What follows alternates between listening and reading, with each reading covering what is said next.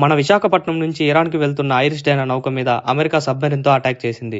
ఈ అటాక్ చేసినప్పుడు ఆ షిప్‌లో 185 మంది ఇరాన్ నేవీ సిబ్బంది ఉన్నారు. అందులో చాలా మంది చనిపోయారు. అసలు ఆ షిప్ విశాఖపట్నానికి ఎందుకు వచ్చిందనే దాని గురించి మన భారత్ తీర సమీపంలో 1.5 కోట్ల బ్యారెల్స్ క్రూడ్ ఆయిల్ చమురు రష్యా మనకి పంపించింది.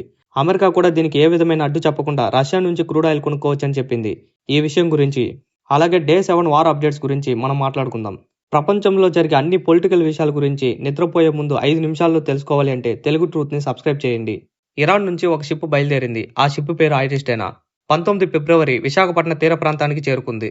మన భారతదేశం కండక్ట్ చేసిన మిలాన్ 2026 మల్టీలేటరల్ నేవల్ ఎక్సర్సైజ్‌లో పార్టిసిపేట్ చేయడానికి ఇరాన్‌కి సంబంధించిన నౌక ఐరిష్ డైనా అనే షిప్ విశాఖపట్నం చేరుకుంది.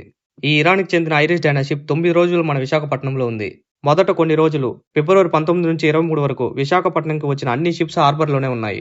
ఈ నేవల్ ఎక్సర్సైజ్‌లో మొత్తం 74 కంట్రీస్ పార్టిసిపేట్ చేశాయి. అందులో రష్యాకి సంబంధించిన షిప్స్ ఉన్నాయి, శ్రీలంకకి సంబంధించిన షిప్స్ ఉన్నాయి, జపాన్‌కి సంబంధించిన షిప్స్ ఉన్నాయి, ఇరాన్‌కి సంబంధించిన షిప్స్ కూడా ఉన్నాయి. ఇలా చాలా దేశాలకు సంబంధించిన నేవీ దీంట్లో పార్టిసిపేట్ చేసింది.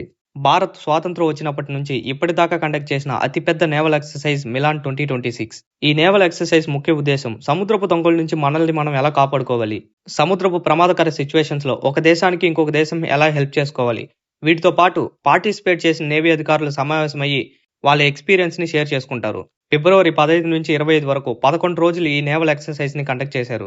ఫిబ్రవరి 21 నుంచి 25 వరకు యాంటీ సబ్మెరైన్ వార్ఫేర్, గాలిలో టార్గెట్స్ ని అటాక్ చేయడం ఇలాంటివి విశాఖపట్నం తీరంలో జరిపారు. ఫిబ్రవరి 27 ఐరిష్ డైనా షిప్ తిరిగి ఇరాన్ కి రిటర్న్ అయ్యింది. కరెక్ట్ గా 7 రోజుల తర్వాత మార్చి 4 మార్నింగ్ టైంలో శ్రీలంకకి దగ్గరగా అమెరికా సబ్మెరైన్ తో ఆ షిప్ మీద అటాక్ చేసింది. సబ్మెరైన్ కింద నీటి లోపల ఉంటుంది.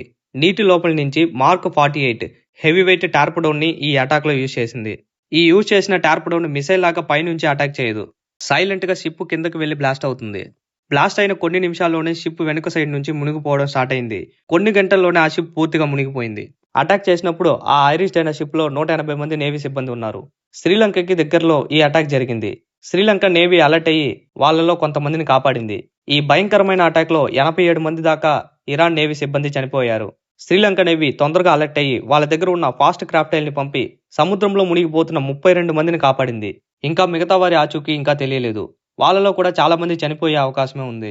ఆ షిప్ లో ఉన్న వాళ్ళకి అసలు ఏం జరుగుతుందో తెలీదు. వాళ్ళు రియాక్ట్ అయ్యేలోపే నౌక సముద్రంలో మునిగిపోయింది.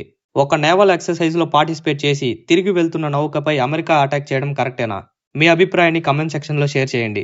రష్యా నుంచి 1.5 కోట్ల బ్యారెల్స్ 12 క్రూడ్ ఆయిల్ ట్యాంకర్స్ ఇండియాకి బయలుదేరాయి.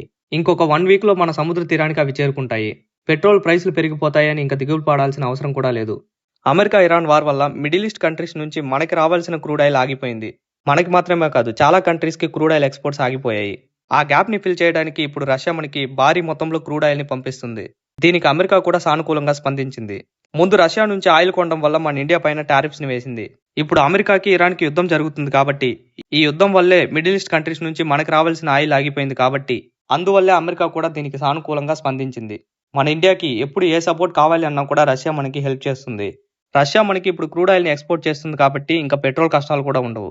యుద్ధం అంటేనే ఆస్తి నష్టం, ప్రాణ నష్టం.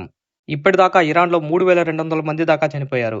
ఇవి ఇప్పటి వరకు ఉన్న వార్ అప్డేట్స్. ఈ వార్ ఎప్పుడు ఆగుతుందని మీరు అనుకుంటున్నారు? కమెంట్ సెక్షన్ లో షేర్ చేయండి. ఇప్పటిదాకా నా ఎక్స్ప్లెనేషన్ నచ్చితే సబ్స్క్రైబ్ చేసి సపోర్ట్ చేయండి. Thank you for watching.